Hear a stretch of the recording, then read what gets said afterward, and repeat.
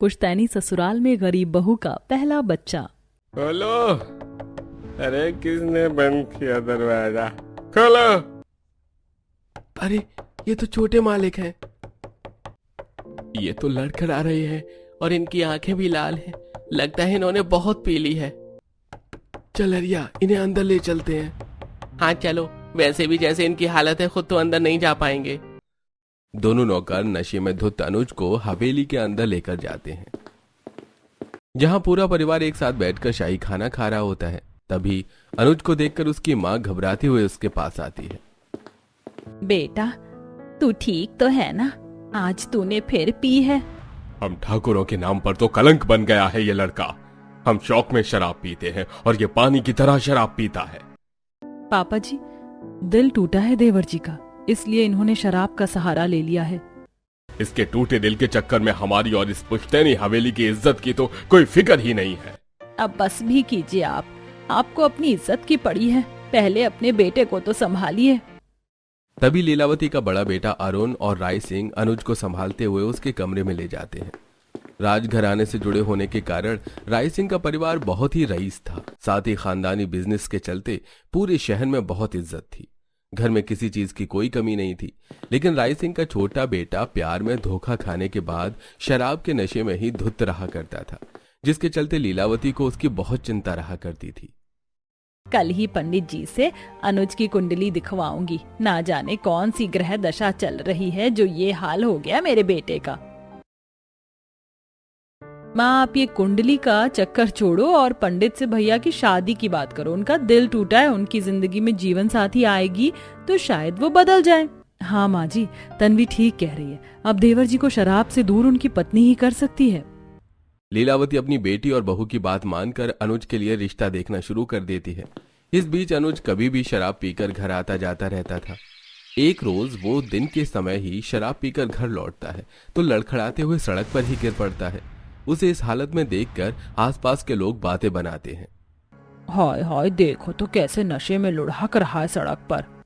कहाँ इसका बाप भाई को शहर के लोग सलाम करते हैं और एक ये है कि नशे में धुत कहाँ पड़ा है, कोई होश ही नहीं है। सही कहते हैं, बड़े घरों की कोई ना कोई कमजोरी जरूर होती है। मुझे तो लगता है राय सिंह भी अपने बेटे से ही परेशान होगा।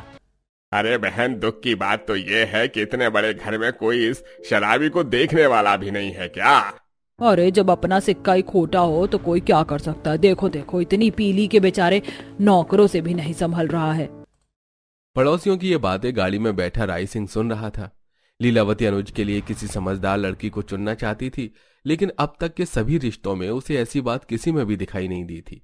अलका एक लड़की की तस्वीर दिखाते हुए लीलावती से कहती है, माँ जी ये देखिए, लड़की सुंदर और ऊंचे खानदान की है। मेरी मानिए, आप एक बार अनुज की बात इससे चलाकर देखिए। बहू, किसी की शक्ल से उसकी अकल का पता नहीं चलता। ऐसे ही कितनी लड़कियों के रिश्ते ठुकरा चुकी हूँ मैं। हाँ माँ जी, लेकिन आपको मुझ पर तो विश्वास है ना। मेरी मानिए, ये लड़की घर आ गई ना तो देवर जी को लेकर आपकी सारी चिंता खत्म हो जाएगी। अलका बात कर ही रही होती है कि तभी राय सिंह गुस्से में घर आता है। उसे गुस्से में देखकर लीलावती पानी लेकर उसके पास आती है। ये लीजिए पानी। क्या बात है, आप बहुत गुस्से में लग रहे हैं। कुछ हुआ है क्या? गुस्से में हो और ये पानी मेरे गुस्से को शांत नहीं कर देगा। तुम्हारे शराबी बेटे के कारण आस पड़ोस के और आते जाते लोग कैसी कैसी बातें बना रहे हैं, पता भी है तुम्हें? हाँ माँ, अनुज की इस बिगड़ी आदत के चलते लोग उसे बड़ी हवेली का आवारा शराबी लड़का कह रहे हैं। मैंने कभी सोचा भी नहीं था कि जिंदगी में लोग मेरी पीठ के पीछे मेरे बेटे को लेकर ऐसी बातें करेंगे। बस बहुत हो चुका। इससे पहले ये लड़का मेरी इज्जत की धज्जियां उड़ा दे, आज मैं इसकी खबर लेकर रहूंगा। अरे पर सुनिए तो। लीलावती की बातों को नजरअंदाज करके राय सिंह गुस्से में वहां से चला जाता है। शाम के समय सभी अनुज के आने का इंतजार करते हैं। तभी अलका कहती है, पापा जी खाना बन गया है, आप कहें तो लगवा दूं। बिल्कुल नहीं, आज जब तक अनुज घर नहीं आ जाता मुझे खाने के लिए पूछना भी मत। ये लो, अब ये नहीं खाएंगे तो इनके चलते हमें भी भूखा रहना पड़ेगा। क्या मुसीबत है। एक काम करती हूँ, सभी तो हॉल में ही है, नौकरों से अपने कमरे में खाना मंगवा कर खा लेती हूँ। मुझे भूख बर्दाश्त नहीं है। अलका अपने कमरे में चली जाती है तो वहीं अनुज का इंतजार करते हुए आधी रात बीत जाती है, लेकिन अनुज आज घर नहीं लौटता तो लीलावती को चिंता होने लगती है। हमेशा तो वो रात देर रात घर लौट आता था, लेकिन आज कहाँ रह गया। मैं उसे फोन करती हूँ। माँ भैया का फोन भी बंद आ रहा है। कहीं शराब के नशे में उसके साथ कोई हादसा तो नहीं हो गया? भैया शुभ शुभ बोलिए, कैसी बातें कर रही हैं आप? सही तो कह रहा है, पीने के बाद उसे होश कहाँ रहता है। शराब की लत में आवारा की तरह भटक रहा होगा कहीं। बस भी कीजिए, उसे कोसना। बेटा है वो आपका। देखिए जी, मेरा दिल घबरा रहा है। हमें हमें उसे ढूंढने चलना चाहिए। सभी आधी रात को गाड़ी में बैठकर शराब के सभी बार में अनुज की तलाश करते हैं। कुछ ही देर में एक बार के आगे से जब उनकी गाड़ी गुजर रही होती है तो उनकी नजर नशे में धुत अनुज पर पड़ती है, जिसे एक लड़की ने संभाल रखा होता है। तभी अलका ड्राइवर को फट से गाड़ी रोकने को कहती है। ड्राइवर गाड़ी रोको। देखिए माँ जी, देवर जी को वो लड़की कहाँ ले जा रही है। ए लड़की, दूर हट। अमीर लड़का देखा नहीं कि उससे चिपकने लगी। कहाँ ले जा रही है देवर जी को? अरे भाभी, आप भी यहाँ पे शराब पीने आए हो क्या? अरे पापा जी, आप भी आए, चलिए बढ़िया है। अब दोनों बाप बेटे मिलकर पिएंगे। हे भगवान, कितनी चढ़ा ली है देवर जी ने। और तुम जवाब दो, कहाँ ले जा रही थी मेरे देवर को? देखिए, आप गलत समझ रही हैं। ये बिल्कुल भी होश में नहीं है, तो मैं बस सहारा देकर इन्हें ऑटो में बिठा रही थी। मैं तो इन्हें जानती भी नहीं हूँ। अरे बहू, तू क्या बहस कर रही है? अपने देवर को देख, कहीं गिर ना पड़े। सभी अनुज को होश में लाने की कोशिश करते हैं, लेकिन अनुज सुहानी का हाथ पकड़े हुए बस एक ही बात बड़बड़ा रहा था। मुझे छोड़कर मत जाओ, मैं नहीं रह सकता तुम्हारे बिना। मत जाओ ना। तभी सुहानी सबकी तरफ देखती है और अपना हाथ छुड़ाकर वहां से चली जाती है। इन बातों पर राय सिंह गौर करता है, लेकिन इससे पहले वो सुहानी से कुछ कहता वो वहां से चली जाती है। सभी देर रात अनुज को लेकर घर पहुंचते हैं। अगले दिन राय सिंह अपने कुछ आदमियों से सुहानी के बारे में छानबीन करवाता है तो पता चलता है कि सुहानी एक बहुत ही गरीब लड़की है जो बार में काम करती है। लीला, तुम्हें वो लड़की याद है जो रात के समय अनुज के साथ थी? हाँ जी, जो अपने अनुज की मदद करने की बात कह रही थी। हाँ, मैंने उस लड़की के बारे में सब पता करवा लिया है और मैं समझता हूँ कि हमारे अनुज के लिए उससे बेहतर लड़की हमें नहीं मिलेगी। अगर आपने इतना बड़ा फैसला लिया है तो कुछ सोच समझ कर ही लिया होगा। मुझे इसमें कोई दिक्कत नहीं। कुछ दिनों बाद राय सिंह का परिवार महंगे तोहफों के साथ गरीब सुहानी के छोटे से मकान में पहुंचकर रिश्ते की बात करता है। मेरी सुहानी के लिए इतने बड़े घर से रिश्ता आया है, ये तो हमारे लिए एक सपने जैसा है। बहन जी, आप चिंता मत कीजिए, हमारे घर में सुहानी को किसी चीज की कमी नहीं होगी। मुझे नहीं पता कि आप लोग मुझे क्यों अपनी बहू बनाना चाहते हैं, लेकिन आप देख ही रहे हैं कि मैं आपकी तरह अमीर नहीं हूँ। तो बेटी, आगे कुछ कहने की जरूरत नहीं है। हमें तुम अपनी बहू के रूप में चाहिए, बस इससे ज्यादा हमारी कोई मांग नहीं है। इतने अच्छे और ऊंचे घर का रिश्ता छोड़कर ये लोग इस गरीब लड़की को बहू बनाने आए हैं। ऐसा लग रहा है जैसे इनकी अकल पर ताले पड़ गए हैं। अलका बहू, शगुन का सामान तो लाना। अलका पैर पटकते हुए शगुन का सामान लीलावती को पकड़ाती है। अब कुछ ही समय बाद बहुत ही शानो शौकत के साथ सुहानी की शादी अनुज से हो जाती है और बड़ी सी गाड़ी में सुहानी शाही लहंगा पहनकर अपने ससुराल में पहुंचती है। गाड़ी से उतरकर इतना बड़ा और आलीशान घर देखकर सुहानी कहती है, इतना बड़ा घर तो मैं पहली बार देख रही हूँ। हाँ, कुएं के मेढक को जब अपनी औकात के बाहर का तालाब दिख जाता है ना, तो वो तुम्हारे जैसी ही बातें करता है। बड़ी भाभी, इतने अच्छे मौके पर आप ये कैसी बातें कर रही हैं? सुहानी भाभी, ये आपका पुश्तैनी ससुराल है। अब से आप इसी घर में हम सबके साथ रहेंगी। पूरी रीति रिवाज के साथ सुहानी का गृह प्रवेश होता है और नई बहू के आने की खुशी में लीलावती सोने के सिक्के नौकरों में बांटती है। कुछ देर बाद सुहानी अपने कमरे में बैठी होती है, तभी अनुज वहां आता है और गाड़ी की चाबी लेकर जाने लगता है। तभी सुहानी उसे रोकते हुए कहती है, आप कहाँ जा रही हैं मुझे छोड़कर? वो मैं आज हमारी सुहाग रात है। मुझे नहीं लगता कि आपको कहीं बाहर जाना चाहिए। अगर आप बाहर गए तो घर वाले क्या सोचेंगे? हाँ, तुम कह तो सही रही हो। ठीक है, तुम कहती हो तो नहीं जाता। सुहानी के कहने पर उस रात अनुज बाहर नहीं जाता। ये देखकर लीलावती चैन की नींद सोती है। अगले दिन सुहानी अपनी पहली रसोई के रस्म के लिए रसोई में जाती है, जहाँ इतना सारा सामान देखकर वो चौंक जाती है। इस रसोई में तो हर सामान मौजूद है। मुझे तो दाने दाने के लिए तरसना पड़ता था। छोटी बहू, आपको जो सामान चाहिए मुझे बता दीजिए, मैं आपको दे देता हूँ। मुझे हलवा बनाने के लिए सारा सामान निकाल कर दे दीजिए। ठीक है छोटी बहू, अभी लाता हूँ। कुछ ही देर में सुहानी सभी के लिए हलवा बनाती है, जिसे नौकर नाश्ते के बाद सभी को परोस देता है। माँ, ये हलवा तो बहुत स्वादिष्ट है। हल्का भाभी, जरा एक कटोरी और देना। अरे वाह, आज तूने बिना बोले हलवा कैसे बना दिया? अरुण बाबू, ये हलवा मैंने नहीं, छोटी बहू रानी ने बनाया है। मैंने तो बस सामान देने में उनकी मदद की है। क्या छोटी बहू, ये हलवा तुमने बनाया है? हाँ पापा जी, वो पहली रसोई की रस्म करनी थी तो मैंने ये हलवा बना दिया। हे भगवान, कितना घी डाला है इसमें, और किसने कहा था तुम्हें रसोई में जाकर मजदूरी करने को? ये तुम्हारा गरीब मायका नहीं, पुश्तैनी ससुराल है ये। यहाँ हर काम के लिए नौकर है, समझी?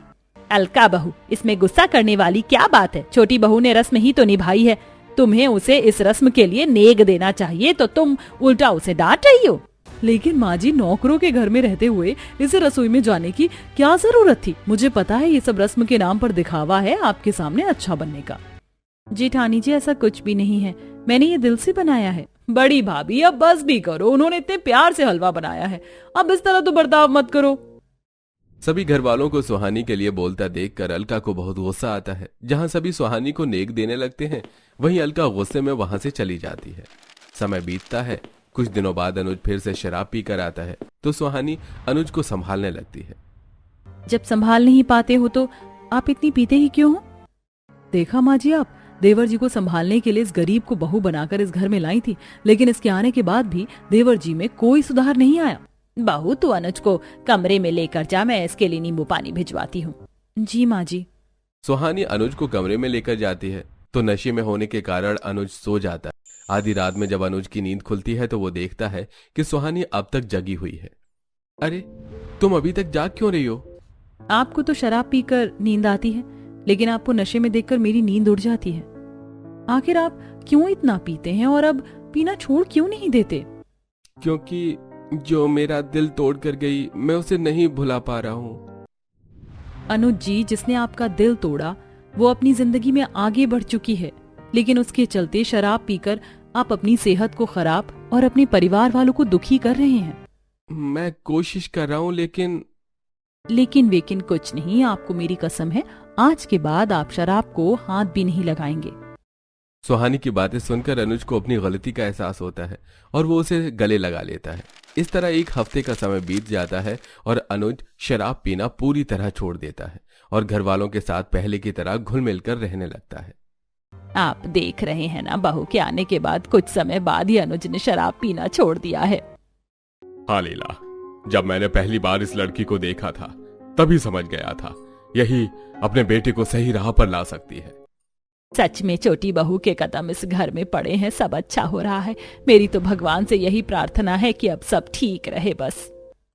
उनकी बातें दूर खड़ी अलका सुन रही होती है और मन ही मन कहती है, आखिर ऐसा क्या है इस गरीब गंवार में जो सभी घरवाले इसके गुणगान कर रहे हैं? इससे पहले कि ये सभी के सिर पर नाचने लगे, मुझे कुछ न कुछ करना ही पड़ेगा।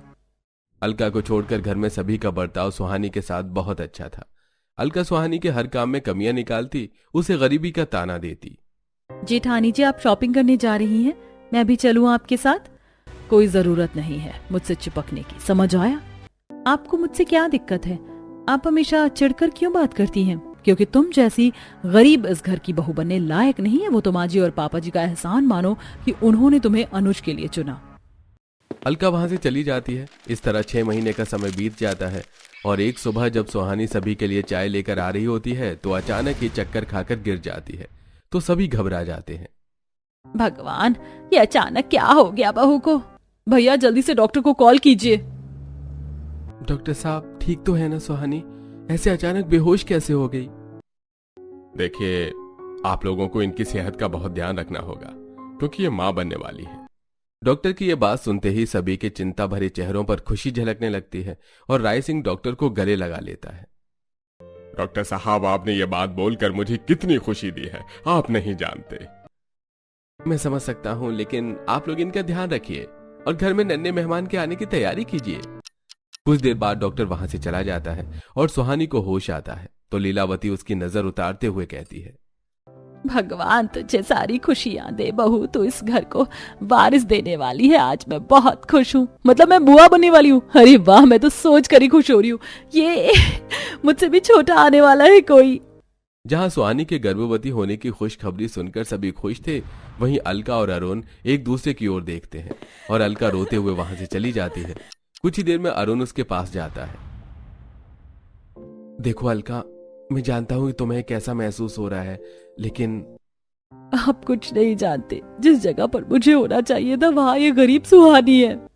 ये सब तो किस्मत की बात है ना, और अच्छा होगा कि तुम भी बाकी घर वालों की तरह इस खुशी में शामिल हो। मुझे समझाने की कोई जरूरत नहीं है, मुझे जो ठीक लगेगा मैं वही करूंगी। सुहानी के गर्भवती होने की बात सुनकर तो अलका की नफरत उसके लिए और भी बढ़ जाती है। राय सिंह इस खुशी में सभी जगह मिठाई और सोने के सिक्के बंटवाता है। अलका रसोई में जाती है तो नौकर को फल काटते हुए देखकर कहती है, ये फल किसने मंगवाए हैं? वो छोटी बहुरानी ने लाने को कहा है। हाँ तो फ्रिज में जितने भी फल रखे हैं सब काट दो, तुम्हारी छोटी बहुरानी को फल खाकर ही पोषण मिलेगा ना। जी अभी काट देता हूँ।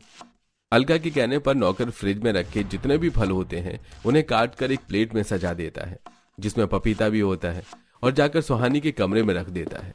कुछ ही देर में सुहानी नहाकर आती है और फल खाने के लिए सोफे पर बैठती है कि तभी अलका लीलावती को लेकर वहां आ जाती है। हे भगवान सुहानी, ये तुम क्या कर रही हो? क्या हुआ जेठानी जी? मैं तो फल खाने जा रही थी। बहू, इन फलों में ये पपीता क्या कर रहा है? किसने दिया तुझे ये खाने को?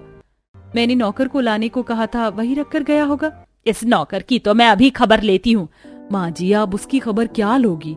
वो हमारे यहाँ सालों से काम कर रहा है, उसे जैसा कहो वैसा ही करता है। देवरानी जी ने उसे कहा होगा, तभी तो वो ये फल लेकर आया ना। सच बताओ देवरानी जी, तुमने ये पपीते जानबूझकर मंगवाए हैं ना? बहू, ये मैं क्या सुन रही हूँ? तू जानती है ना कि तू पेट से है बहू, और पपीता खाना तेरे बच्चे के लिए ठीक नहीं है। अब देवरानी जी ये मत कहना कि इस बात की तुम्हें जानकारी ही नहीं थी। हाँ जेठानी जी, मुझे, हे भगवान, मतलब तुम जानबूझकर ही पपीता खा रही थी। देख रही है ना माँ जी, इसे तो अपने बच्चे की कोई फिक्र ही नहीं है। ये क्या वारिस देने लायक है? छोटी बहू, मुझे तुझसे ये उम्मीद नहीं थी। अरे ये तेरा पहला बच्चा होने के साथ साथ इस घर का भी वारिस है। वो तो भला हो बड़ी बहू का, जो समय पर मुझे यहाँ ले आई। देखिए ना माँ जी, मेरे नसीब में ये सुख अब तक नहीं आया, लेकिन मुझे इस घर के वारिस की कितनी परवाह है। हाँ बहू, मैं समझती हूँ, और खबरदार छोटी बहू, जो ऐसी लापरवाही दोबारा की तो मुझसे बुरा कोई नहीं होगा। सुहानी इस बात से अनजान थी कि यह सब अलका की साजिश थी, इसलिए वो कुछ कह नहीं पाती।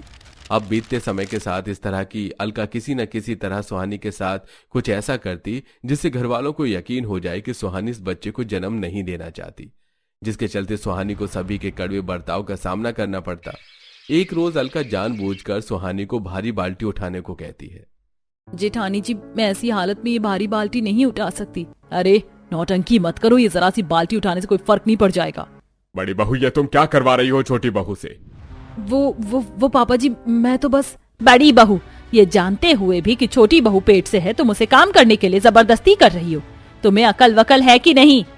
लीलावती की तेज आवाज सुनकर घर के सभी नौकर और सदस्य वहां आ जाते हैं और अलका को कोसने लगते हैं, तो अलका रोते हुए कहती है, हाँ, मैंने सुहानी के साथ ये सब जानबूझ कर किया, क्योंकि जो प्यार, हक, मान, सम्मान आप लोग इस गरीब को दे रहे हो, उस पर मेरा हक है। भाभी, आप ये सब क्या कह रही हैं? आपके मन में छोटी भाभी को लेकर जलन कैसे हो सकती है? और भाभी के पेट में जो बच्चा है वो इस घर का चिराग है, क्योंकि घर के सभी लोग बस इसके आगे पीछे रहते, जबकि इस घर की बड़ी बहू मैं हूँ। भगवान ने मुझे अब तक माँ बनने का सुख नहीं दिया, तो इसमें मेरी क्या गलती है? इस जलन की भावना के चलते आप इस घर के वारिस को नुकसान पहुंचाने पर तुल गई, जबकि मैंने तो आज तक आपका कभी भी बुरा नहीं चाहा, ना कभी आपके बारे में बुरा सोचा। बेहतर होगा बड़ी बहू तुम इस घर को छोड़कर चली जाओ। नहीं पापा जी, ये आप क्या कह रहे हैं? जेठानी जी इस घर का हिस्सा है, माना कि इनसे गलती हुई है, लेकिन आप उन्हें इतनी बड़ी सजा मत दीजिए। और मैं नहीं चाहती कि मेरा बच्चा अपनी बड़ी मम्मी के प्यार से अनजान रहे। सुहानी की बात सुनकर अलका जोर जोर से रोने लगती है और अपनी गलती को मानते हुए कहती है, मुझे माफ कर दो सुहानी, मैंने हमेशा तुम्हें गरीबी का ताना दिया, तुम्हें सबके सामने नीचा दिखाया, यहाँ तक कि तुम्हारे बच्चे को भी नुकसान पहुंचाना चाहा, लेकिन फिर भी तुम मेरे लिए बोल रही हो। जो हो गया उसे भूल जा बहू, इस घर में कभी किसी के दिल में तेरे लिए कड़वाहट नहीं है, और तेरी जगह कोई नहीं ले सकता। अलका अपनी गलती के लिए सुहानी और बाकी घर वालों से माफी मांगती है और अब वो सुहानी के साथ अच्छा बर्ताव करती है। इस तरह 9 महीने का समय बीत जाता है और सुहानी एक प्यारे से बेटे को जन्म देती है, जिसके स्वागत के लिए पूरी हवेली को फूलों और लाइट से सजाया जाता है। जब सुहानी बच्चे के साथ हवेली में कदम रखती है तो फूल बरसाकर उसका स्वागत किया जाता है। भाभी, इसकी स्माइल कितनी प्यारी है ना, बिल्कुल भैया जैसी। भगवान इसे हर बुरी नजर से बचाए। अरे इतना खुशी का माहौल है, घर में नया सदस्य आया है और आप लोग ऐसे चुपचाप खड़े। अरे ढोल वालों, तुम्हें खड़े रहने के पैसे नहीं दिए, बजाओ। बच्चे के जन्म की खुशी में सभी ढोल की धुन पर मगन होकर नाचते हैं।